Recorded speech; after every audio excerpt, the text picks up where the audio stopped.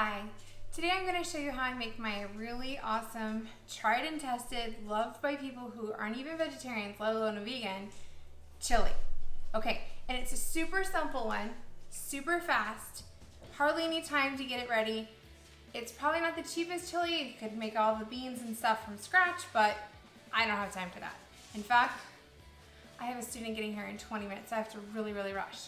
Okay, so what I've got here is I have two kinds of beans. I've got here organic pinto beans I got from Trader Joe's, and I have here kidney beans, also organic.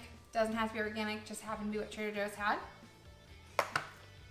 And I've got here some diced, no salt added, just also from Trader Joe's, vine ripened tomatoes. They're diced, like I said, so I love to get the fire roasted ones, and they have a kind that has chilies in it, so there's 2 cans of these.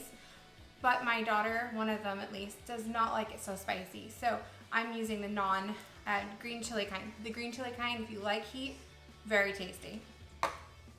And then also a can of tomato sauce. I discovered this trick accidentally last time because I thought I was putting in the diced tomatoes. Poured it in and I thought, oh my gosh, that's tomato sauce. Oh well, and it worked out really great. Okay, first I'm gonna start this off. I'm gonna turn my Instant Pot onto the saute mode, okay? And I'm gonna put in here from Trader Joe's, also like I said, this is kind of a lazy, quick version, the fire roasted bell peppers and onions. Whole bag right in there on the saute mode. And you know, if you're going, you're just starting to stir those suckers up, but we're not in the hot mode yet, so I can kind of tip it and show you.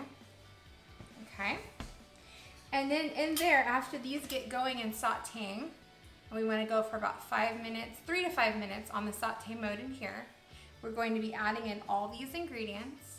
Additionally, I'm going to be adding in 2 cans of water, and I've got here some water I just finished boiling, so it's super hot. I'm going to do 2 cans of the, to get kind of the rest of the bits and chunks out of here, or it could be in the tomato or the beans, whatever, but I like to get all the rest of the bits that don't kind of come out easily.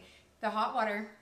And I'm gonna add about a tablespoon's worth of the Better Than bouillon, okay, the vegetable one here.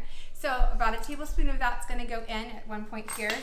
And when I've got everything going and bubbling in here, stirred all up, I've got the beans in, and I also put in about a half a cup each of red lentils, not the green kind, not the yellow or the, those other kinds, but the red ones. These ones kind of get melted inside here. They get really mushy. They completely dissolve. They give it a nice thickness without it becoming gloppy and gunky. And then down here you can see I've got quinoa. Quinoa comes in all kinds. I just happen to have the white kind. The red kinds are really good one too. But I have white quinoa in here right now. And the quinoa gives kind of the look of there being a meat in there. So if you have someone who really loves meat, or you miss the textures and the looks of meat, sometimes we eat so much with our eyes, this helps a lot. Plus it's some really great fiber and protein added into our chili. And like I said, this is easy, kind of a cheating, fast version of chili. I'm gonna be adding in McCormick. I could make my own seasoning, and I have done it before, I just don't have time today. And I had some McCormick. Clearly I'd used 2 packages before, and so I'm gonna be adding in what feels like an almost whole package and just a teeny bit left. So about a package of it, because I thought I had more and I don't have more chili package, seasoning kit stuff here. I'm gonna be adding a little bit of the ground cumin that I had in my cabinet. So it's starting to sizzle a little bit, but it's gonna take a little while. So I'm gonna stop the film and then I'm gonna come right back when it's sizzling.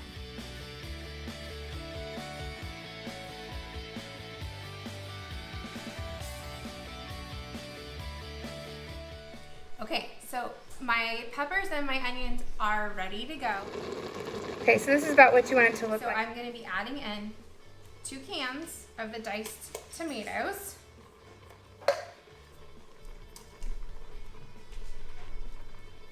The tomato sauce.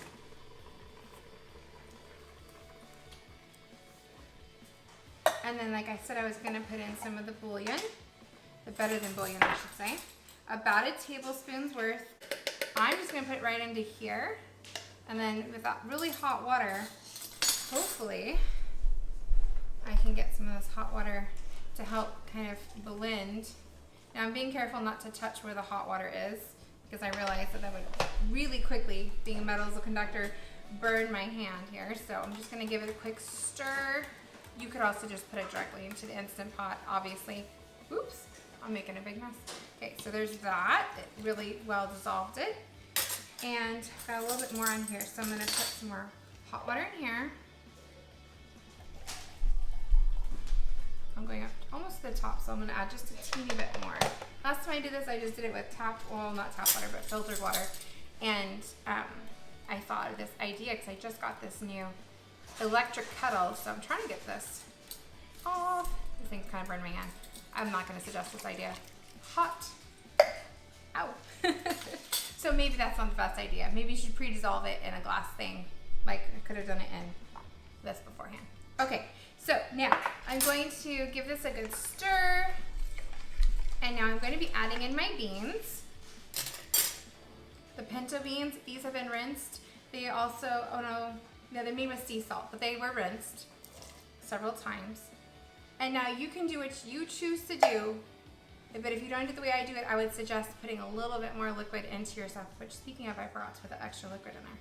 Okay, I don't drain the red kidney beans. I just really like them with the sauce. It gives a good flavor.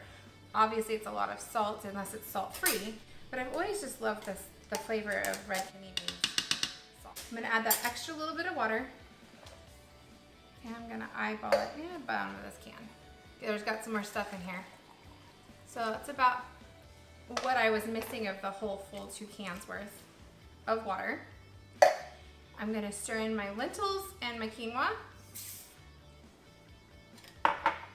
And then I'm gonna do my spices.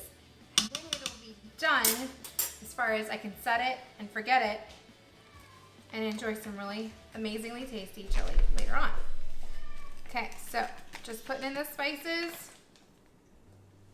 Like I said, it's about the equivalent of 1 1/4 or 1 1/2, probably about 1 1/4's worth of chili seasoning there. And honestly, my kids really like to have the mild one, and I just didn't have any more of the mild, so I usually do mild and the regular, kind of a combination. That's why I have some of the original already opened.